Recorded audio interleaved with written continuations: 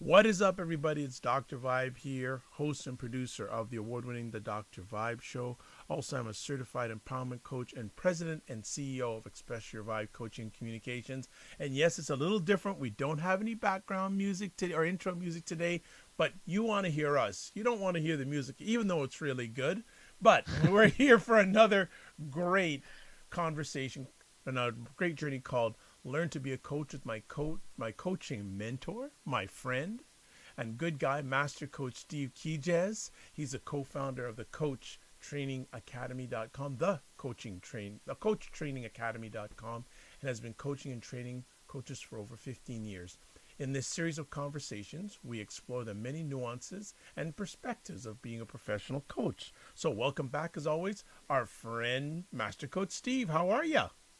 I am excellent, doing very well. And yourself? I am blessed, highly favored, a magnet for miracles, and a solution for someone's problem. Feeling a little out of kilter because there's no music today, but we're all good. We're all good. Yes, no David Sanborn on the sax or any of that kind of stuff. No Minnesota connection today. Darn, Yes. I'm telling you. But we're here for some more great thought process when it comes to coaching, and we've got another. I think it's a very good, and all the topics are outstanding. And this one's just in the line. And it's interesting. We never thought about this one until just recently. But you want to chat today about, is free coaching effective? And I want to know why you wanted to chat about this today.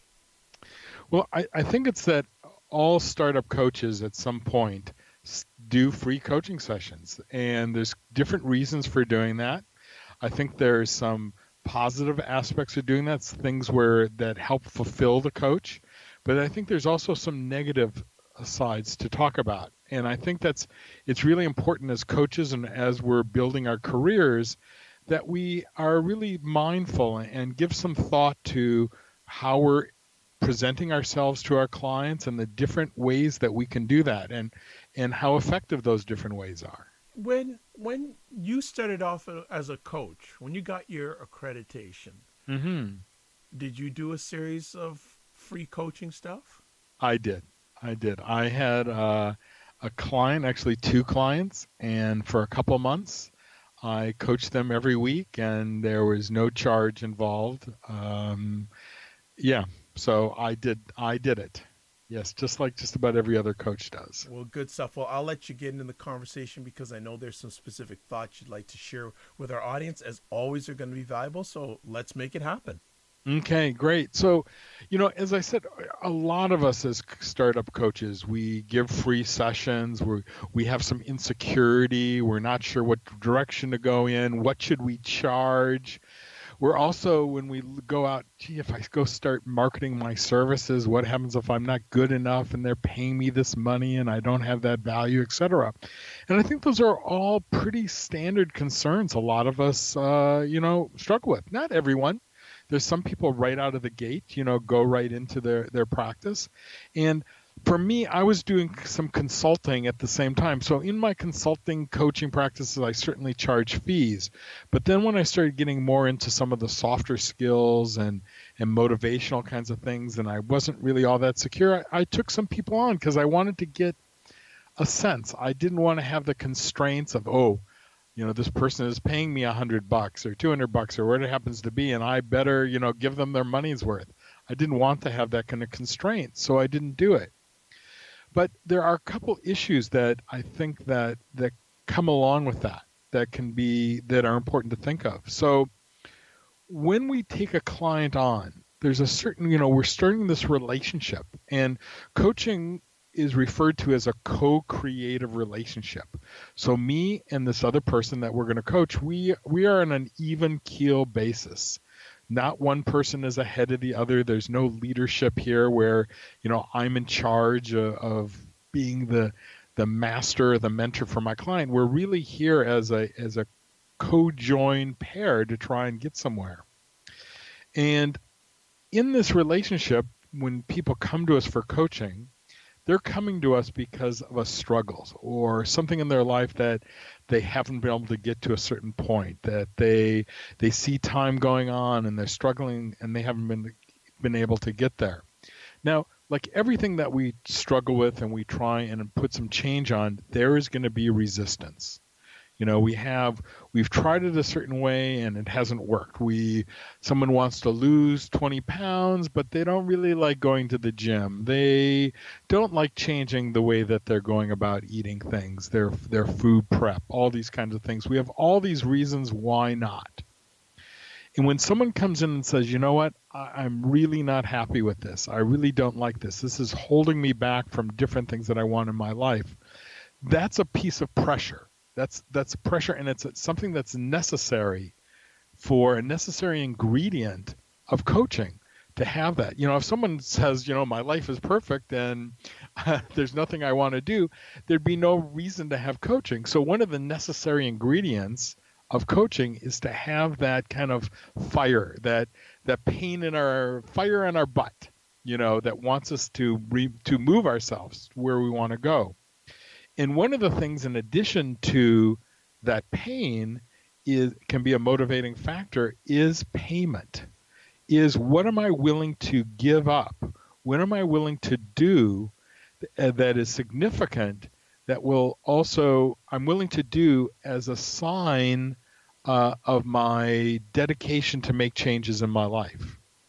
And one of the things in our society that is one of those signs is in money transference of, I want help here and it means so much to me that I am willing to give you X amount of dollars to do that. It's really important to me. I want to do this coaching and here you go. And there are some coaches that will not, that they actually feel like they're doing their clients a disservice if they don't charge them. That because they're missing that ingredient. It's too easy to go there. It can be too easy for a client to go, it's not really working, or I don't really have to do this. I'm not paying anything. There's a way for us as human beings to not put the importance up as a high enough level when we don't have some kind of payment. And this brings up a couple interesting things because when we talk about payment, the first thing I want to talk about is money or dollar exchange the only way to get payment? And so I'll share a little story with you. Before you go on, I'll actually. You have a question? I think I want to roll back a bit, just a little bit. Okay. Can you just expand? Because a lot of people may not have heard about coaching being a co-creative relationship. Mm-hmm. I think a lot of people may not be familiar with that term. So can you just explain what you mean by that? I agree, but a lot of people may not think about that. And then we can jump back, and actually I will have an example too about not always money being exchanged, but if you can just co-creative and then give an example of what you were talking about, that'd be great. Okay. So most relationships that we have in our life have some kind of power structure. There's someone who is above someone else. So when we're in school, our teacher is above us. They are the leader, In our family relationships, our parents have the power. They can tell us what to do, or at least try and tell us what to do.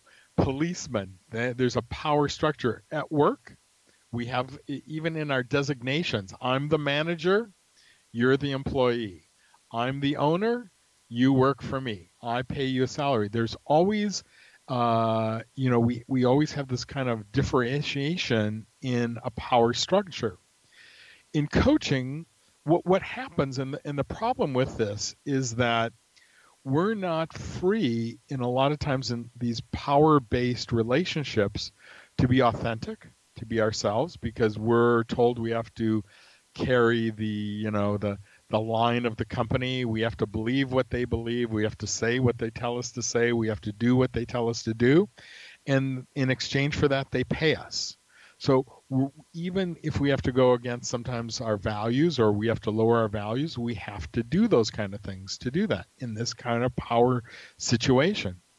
Coaching is a place where we meet as equals, is where you don't have to like me. So that's an interesting concept. So I'm your coach, you're going to hire me, and you don't have to like me. You have to want to be in a 50-50 relationship with me. You have to be able to, or want to be able to, speak your mind. You want to be able to disagree with me. You want to be able to be authentic and be who you are and share those things that are deep and meaningful for you. As a coach, I get to be the same. I don't have to impress you. I don't have to promise the world to you. I don't have to say, oh, don't worry about it, it's going to be better. I don't have to say, gee, you're being lazy, get off your butt and start doing things. I'm not your parent and you don't have to react to them. So that's what we call it. We come together as individuals and we work in a cooperational manner of exploring what it is that the client wants and looking at the client's struggles where they don't have maybe the belief in themselves. We go and we look at those areas where maybe they're blocked and they're not seeing another way. They're not perceiving other way out of the situation, etc. And we explore together. And so that's why we call it a co-creative relationship. We're creating something new out of our relationship. Thank you so much for that. Now, you wanted to give an example in regards to money doesn't always have to be exchanged. Yeah, and this is something that a story that I share with the students that come through the program. We have one chapter, one area in the program. We talk about something in the program. Some coaches call them sample sessions. So one of the ways that coaches go out and build their business is they go out and they give people a taste, an invitation of what coaching is like, so they can get a sense of it and see if there's something that they want to do. And this is generally something that there is no money that's paid for, but it's something that you do to introduce people to see if coaching would be of value for them. After that, though, generally what we want to do, if someone says, yeah, this sounds like it'd be good for me, it would really help me, I need someone else's input, I don't have a place where I can get someone's unbiased opinion. You know, if I go to my boss or I go to my family or my husband or my wife or whatever it is, I'm going to get a bias, you know, because we're going to worry about ourselves, you know, a little bit when we're giving people our opinion. So a coach is in an unbiased opinion offer relationship. So after we go through this and someone says, yes, I want to hire you as a coach, it doesn't mean that, you know, the process of change is going to be simple. You know, it's not like, gee, I was struggling and going to the gym and now I hired you as a coach and it's going to be a simple thing for me to go to the gym. Not quite so much. So one of the things that we can use as an indication of the importance of, to me, that I want to coach and that I'm going to make a firm statement now that I want to improve my health or change careers or it can be, is through this payment.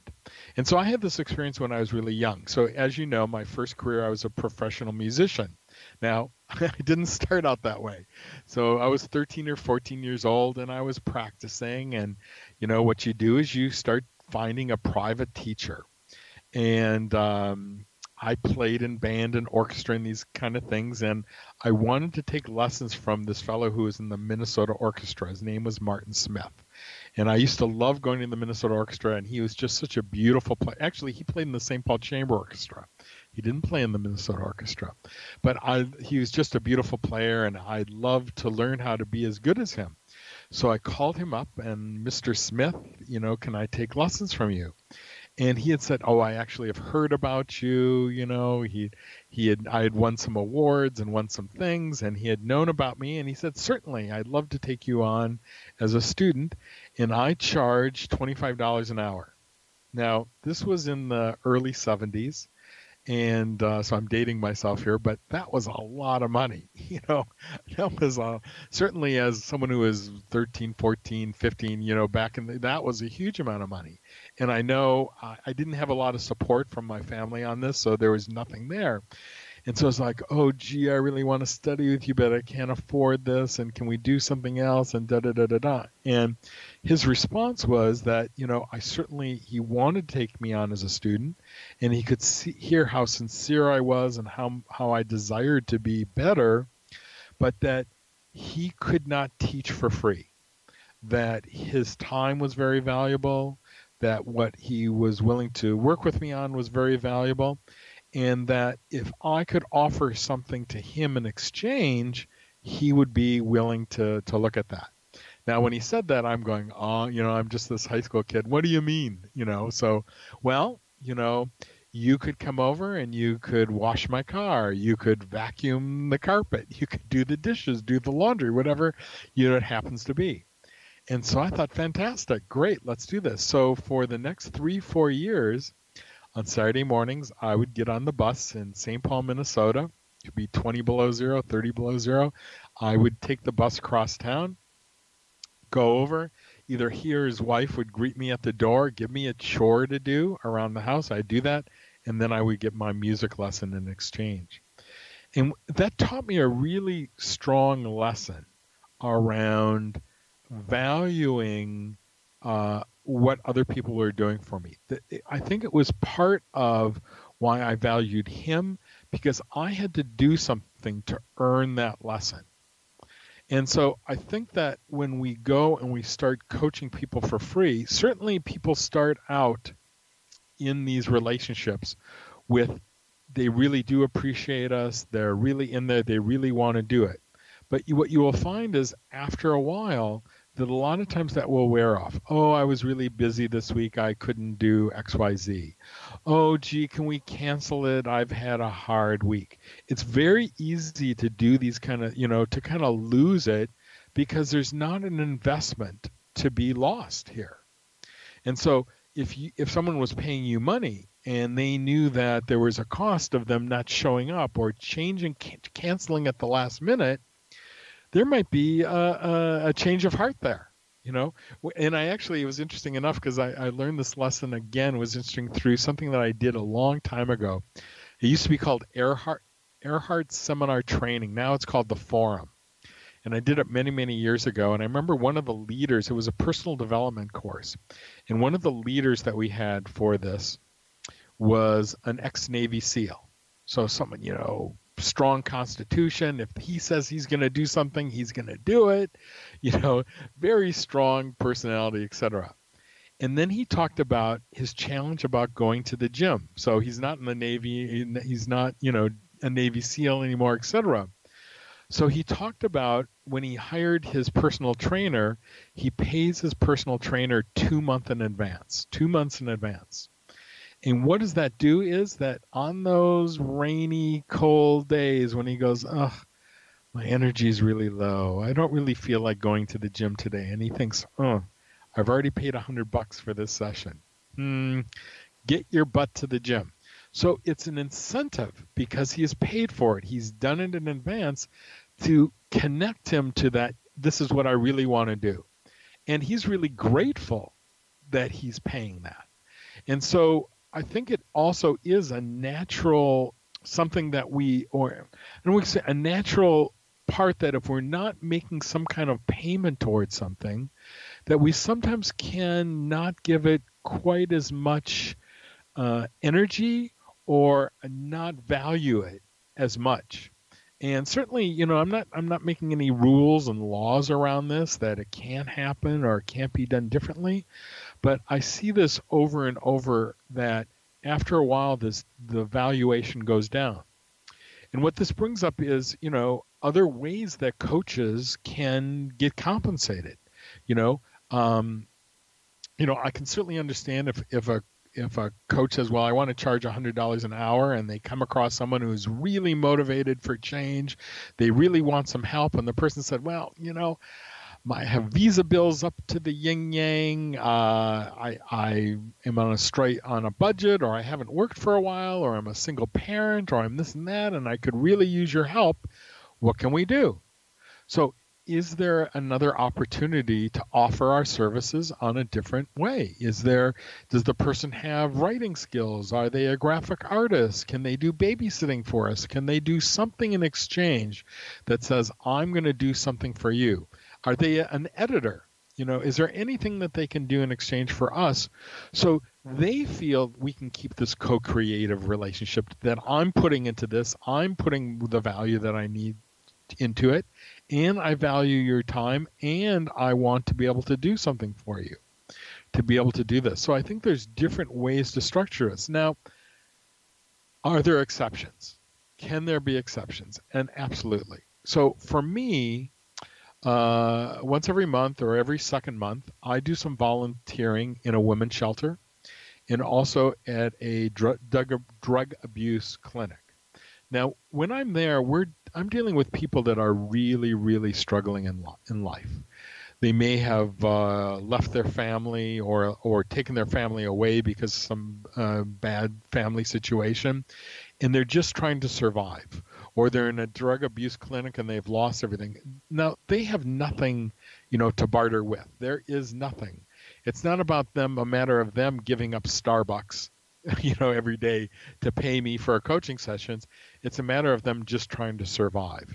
And in this case, I want to, part of the things that I do this is I like to help other people. And if I can help people get a leg up, have some coaching sessions with them, help them look at some possibilities, some different choices in their life, different ways to move forward, then, I think that's fantastic and I enjoy doing that.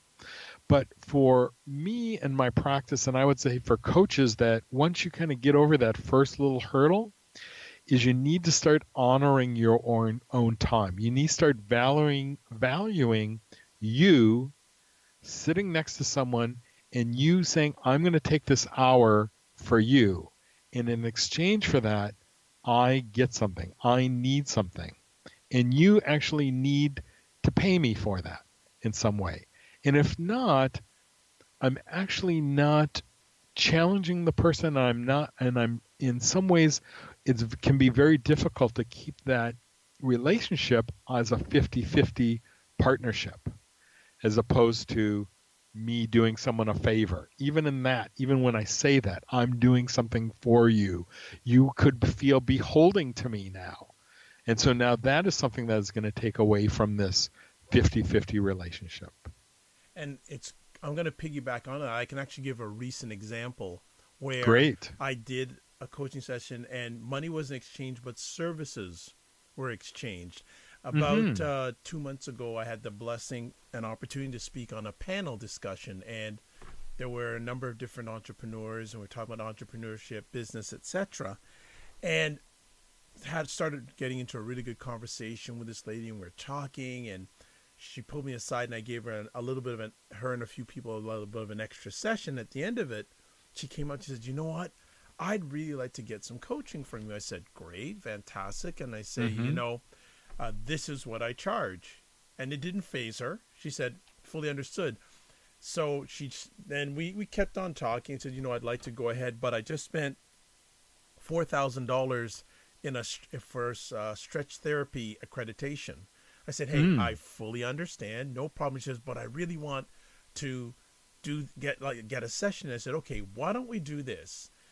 What do you charge an hour for one of your fascial stretch therapy sessions? You said, right. This. I said, well, that's about the same price I charge for a 1 hour session. Bang. Worked out.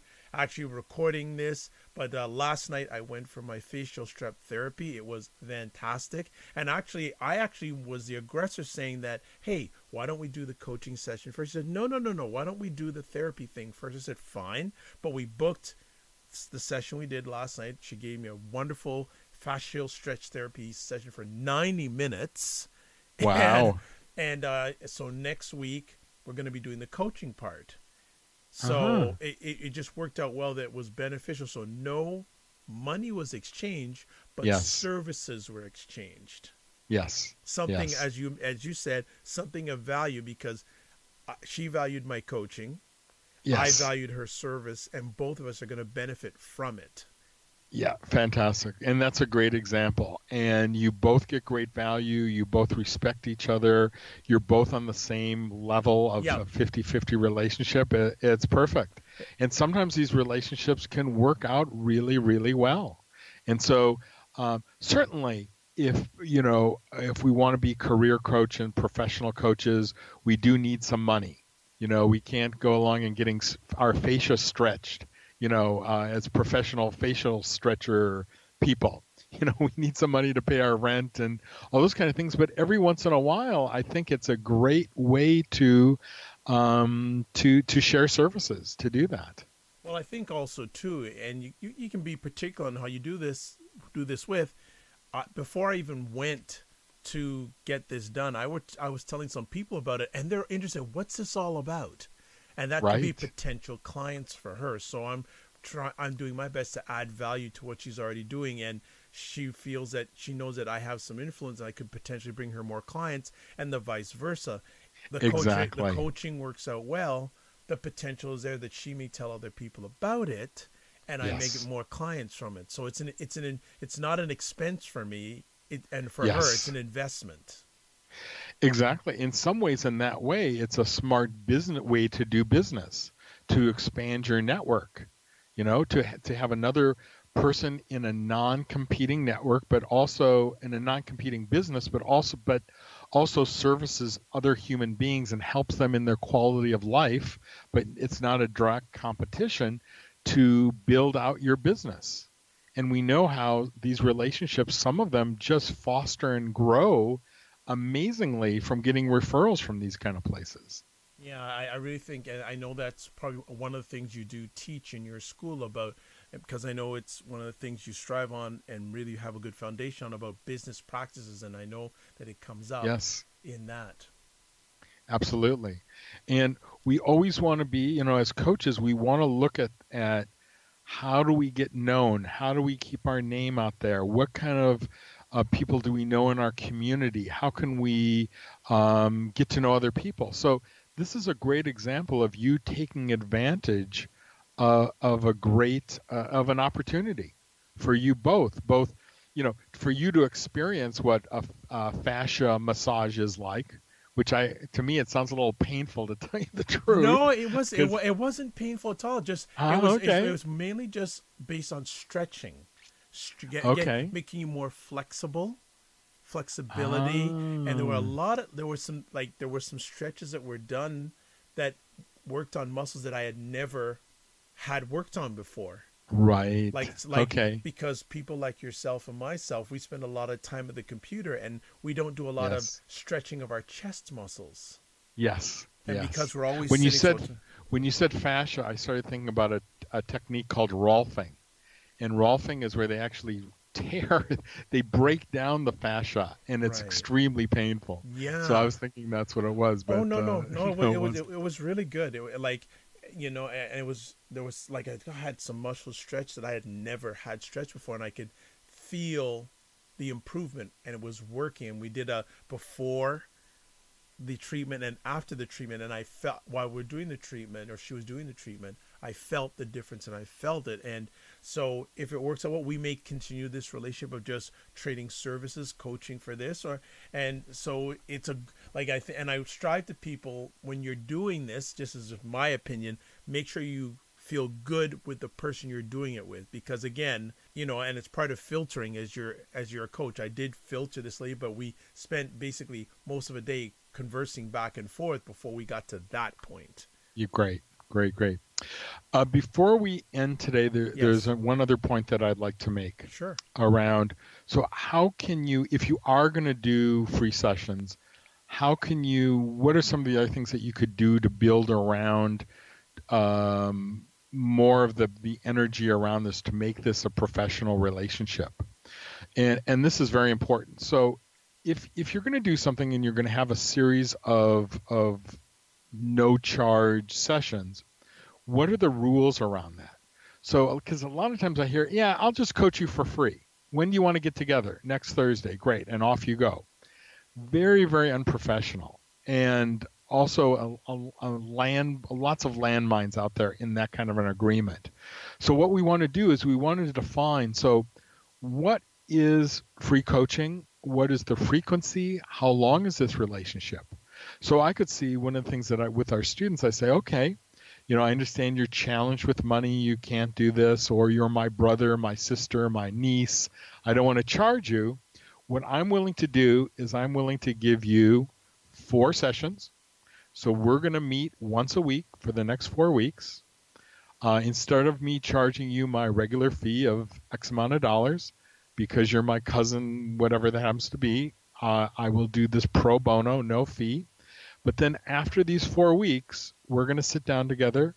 We're going to review the progress you've made, how coaching is going for you, and then we'll decide how we're going to go from there. So this is the way that we can at least introduce some structure into our agreement and make the client understand that this is not just something, oh, we'll get together when we feel like it. Because the biggest issue that comes up a lot, especially when we're coaching for free, et cetera, is when people go, well, what do I do when my client's not doing their action steps? What if they say they're going to go to the gym 3 times and they never go there? This is one of the issues that comes up because there are no rules. There's no, we don't have a professional kind of core around our agreements and what's required for us to get into starting to coach each other. So build some structure. And that's one of the things I really go on these days, process. So even if you're offering some free coaching, make it like a process. Almost treat it like it is being for charge, because you want exactly. To, yeah. If everyone should have a coaching agreement, a coaching contract, even if it's no charge. Okay, it's no charge for how many visits, how long are each one of these sessions, what are the dates that we're going to meet for these four sessions, what is it that you're required to do, what are my requirements, what are my codes of ethics, all these kinds of different things that, when you go through a coach training program, that you will learn about all these different ways to run coaching as a business, as opposed to what a lot of people think of is that Starbucks conversations chatting with a friend. That is not coaching. Excellent. That is another epic conversation we like to call Learn to be a Coach with our friend, Master Coach Steve. Steve, if people want to get in touch with you, how can they do that? Best way is to come over to our website, which is thecoachtrainingacademy.com, and you have to make sure and put the in there. So thecoachtrainingacademy.com. You can look at the different programs we offer. You can contact me if you want to have some questions, read about me and my experience. We also have another website, learntobeacoach.com. It's just how I say it, learntobeacoach.com, where you can sign up for an ebook on coaching and a very basic startup coaching lessons on how to start coaching. Excellent. And we got the music back. Yay! Oh! Minnesota's back in town. All right. David Sanborn is back. Well, thanks again, Steve, for taking the time out of your positive, productive schedule. And I absolutely enjoy doing these, and I know a number of people have commented to me that online saying, I'm enjoying this series. So this is fantastic. So keep on listening. We have many more topics and many more conversation pieces to go. I am Dr. Vibe, host and producer of the award-winning Dr. Vibe show. I'm also a certified empowerment coach and president and CEO of Express Your Vibe Coaching Communications. If you'd like a complimentary 30-minute session, 3 best ways to get in touch with me: Twitter at drvibeshow, email dr.vibe at thedrvibeshow.com, or you can go to my website, thedrvibeshow.com. That's thedrvibeshow.com, and click on the contact page, fill out your information, send it to me. Would love to make it happen, like some people over in Coventry, England have done, which is a good thing. Next up, ways you can listen to repeats. Full repeats available audio-wise on the website, also at Apple Podcasts, iHeartRadio, TuneIn Radio, Google Play Music Store, also Stitcher Radio. Partial replays available at thegoodmenproject.com, also at wjmsradio.com. You can watch replays of my YouTube epic conversations at the YouTube page at VIBE_SHOW.